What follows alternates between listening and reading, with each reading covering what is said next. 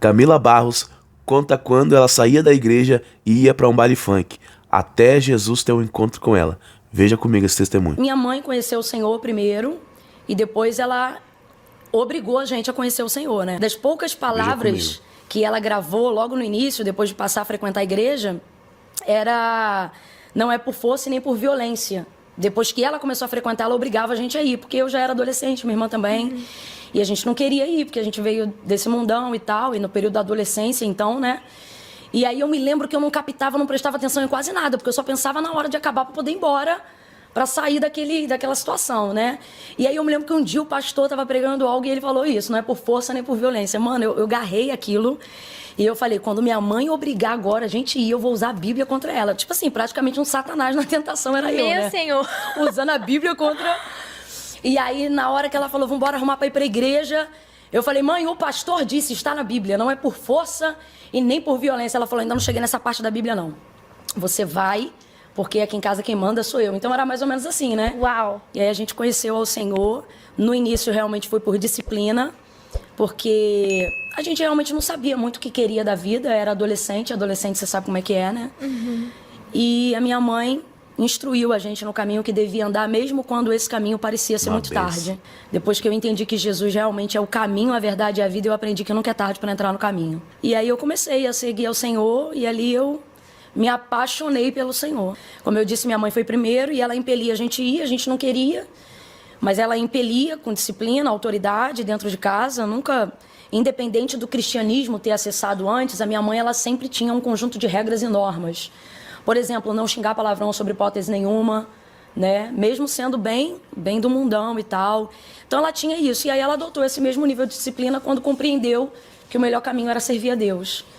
E aí, então, a gente ia muito obrigado. Então, era difícil ter uma ação do Espírito Santo num ambiente onde você se sente obrigado, mas não há nada que possa contra a intercessão, né? Poder da intercessão.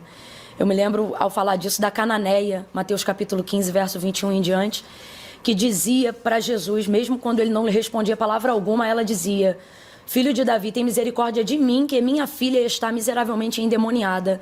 E é interessante porque ela não dizia: tem misericórdia da minha filha. Ela dizia: tem misericórdia de mim. Então eu creio que tanto eu quanto minhas irmãs, o Senhor alcançou mediante a intercessão da minha mãe. Disciplina de um lado e intercessão do outro. Eu creio que no fundo ela também não dizia apenas tem misericórdia delas, mas o clamor dela era: tem misericórdia de mim, né? Para que a minha casa te sirva. E aí num belo dia, num culto, e esse culto, ele caía num dia que era o mesmo dia que ia ter um evento especial na praça onde tinha o baile que eu frequentava. Então, nesse dia, eu já fui pro culto, depois de muita discussão dentro de casa, com a roupa do baile. Meu Senhor! Então, pensa na roupa. Eu fui pro culto com a roupa do baile. Santo porque Deus. eu dizia assim: quando o culto acabar, eu vou pro baile. Porque o caminho de volta para casa passava bem na praça onde ficava o baile. Baile esse, lugar esse que de muitas vezes minha mãe foi lá e a gente via lá na ponta da quadra e a gente já dava a volta, porque não tinha esse negócio não, ela pegava a gente onde a gente estivesse. E aí eu fui com essa roupa depois de muita discussão, fui depois, então ela não me viu, eu falei que ia e fui, mas fui com a roupa do baile. E aí cheguei e sentei no último banco da igreja, para tentar não chamar muita atenção, e pensando, depois que o culto acabar, eu vou direto pro baile, já olhando pro relógio, assistindo o culto e olhando pro relógio. Esse culto que não acaba, eu tenho que ir pro baile, né, e tal. E foi um culto, assim, lembrando que, apesar de hoje, né, ter muito envolvimento, né, ser conhecida como uma pregadora pentecostal, eu entreguei minha vida para Cristo numa igreja extremamente tradicional, que é a primeira igreja batista da Posse, que está lá até hoje. Uau. E era bem tradicional mesmo, aquele culto, assim, aquela liturgia bem tradicional, e o Senhor realmente presente.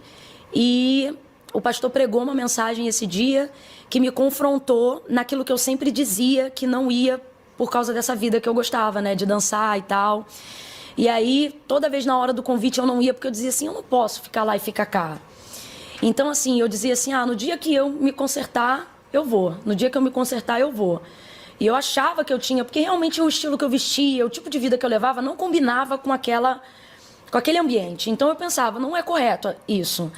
E eu falei: não dá, mas nesse dia, à medida que eu dizia assim, não dá para ir do jeito que eu tô, o pastor pregando, ele dizia assim: porque Jesus disse: vem como você está, vinde a mim todos vós que estáis cansados, sobrecarregados, né, oprimidos e tal, e eu vos aliviarei. E naquele dia eu fui tocada profundamente, porque eu amava o Senhor, Lu. Eu ficava a pelar e pecar, mas eu amava o Senhor. Então hoje o Senhor tem me permitido há alguns anos, e eu me emociono ao falar isso, porque Ele tem me permitido ganhar muitas almas no reino de Deus. E uma das coisas que eu falo na hora que eu estou convidando essas pessoas, independente de como elas estão vivendo ou vestidas, não importa nada disso, nesse contexto, na hora que eu estou convidando ali, eu me lembro de como eu estava. Para quem sabe, já sabe como eu estava. Para quem não sabe, eu estava de bermudinha, barriga de fora. Não era uma roupa nem própria para ir para a igreja, né? Mas era o afã de sair logo dali. Só que apesar disso, eu amava o Senhor. Eu sentia a presença de Deus de verdade, eu chorava. Então, nessa hora, quando eu estou fazendo o convite, realmente eu faço as pessoas entenderem o que só Deus, através da sua palavra, me fez entender na época que eu aceitei o convite de entregar minha vida para o Senhor. Porque as pessoas diziam assim, a impressão que você tem quando você entra numa igreja, que é um ambiente religioso, com pessoas que têm uma vida de renúncia e uma vida modesta, é que você está num ambiente onde tudo coopera para que você seja como elas. E quando você não se vê dentro daquele ambiente, você pensa que aquele ambiente não é para você, por mais que você sinta a presença de Deus naquele ambiente. Hoje, então, quando eu convido as pessoas a entregarem suas vidas a Cristo, eu percebo que eu tenho que fazer elas entenderem que elas não têm que se consertar para vir, mas elas têm que vir como elas estão de fato. Porque Jesus disse algo, e é verdade, quando ele disse, sem mim nada podeis fazer. É Ele que faz importante. Realmente essa obra. E às vezes até por vaidade, você acha assim, eu não sou religioso, eu não ligo para isso, mas às vezes tem uma vaidade dentro de você que você diz assim, não, se for para ser crente eu não quero ser igual fulano. Como se você já fosse melhor do que ele na posição que você tá, dizendo assim, eu tenho que ser melhor, eu quero ser mais santo, quando eu consertar tudo, quando eu deixar de fazer isso ou fazer aquilo. E no final você não consegue consertar, e não é porque você não quer, mas é porque verdadeiramente sem a ajuda do Espírito Santo, né? Você não consegue fazer. Então, assim, Ele que me ajudou, e hoje eu me emociono quando eu falo sobre isso, porque eu vejo realmente o Senhor trazendo as pessoas a entenderem que não é como você está que determina quem você é, mas é aceitando e vindo como você está que Deus vai trazer a identidade de quem você é. Ele vai te ajudar, né? Nunca mais eu fui a mesma pessoa desde aquele dia. Uau. Não mudei da noite pro dia. Não é mágica, né? Uhum. Evangelho não é pílula para felicidade. E o processo de conversão, ele não é geralmente imediato. A sua decisão é imediata, sua salvação é imediata, eu creio. Mas é um processo, né, de entendimento de quem é o Senhor, de prosseguir em conhecê-lo, né? E esse foi mais um testemunho tremendo, né, da Camila Barros, onde ela relata o momento da sua conversão, testemunho muito maravilhoso e algo muito interessante que ela vai dizer, irmãos, né, que a gente não deve vir ao Senhor quando achamos que estamos preparados. Isso é uma enganação de Satanás, enganação para a tua vida.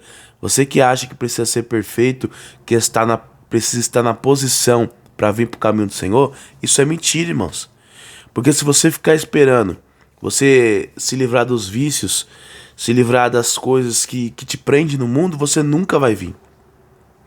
Mas servir a Deus e aceitar Jesus é dar um passo no escuro. Você não sabe o que vai acontecer, mas você está entregando a sua vida a Deus. Então, assim, eu até retiro o que eu disse, dando um passo no escuro, não. Você está dando um passo na luz, certo? Testemunho tremendo. Que Deus abençoe sua vida, guarde essa mensagem no teu coração. Então não espere estar bem, não espere estar santo para vir para o Senhor. Até nós que estamos já na presença do Senhor, todo dia a gente tem que melhorar, porque a gente não é santo, não somos perfeitos, mas buscamos a santidade, pois a palavra do Senhor diz, aquele que é santo, santifique-se ainda, quem é sujo, suje-se ainda, entendeu? Então aquele que busca a santidade tem que continuar buscando a santidade, né? Até quem está aqui na casa do Senhor não é santo. Estou dizendo isso para você entender que aqui dentro da igreja não existe ninguém santo.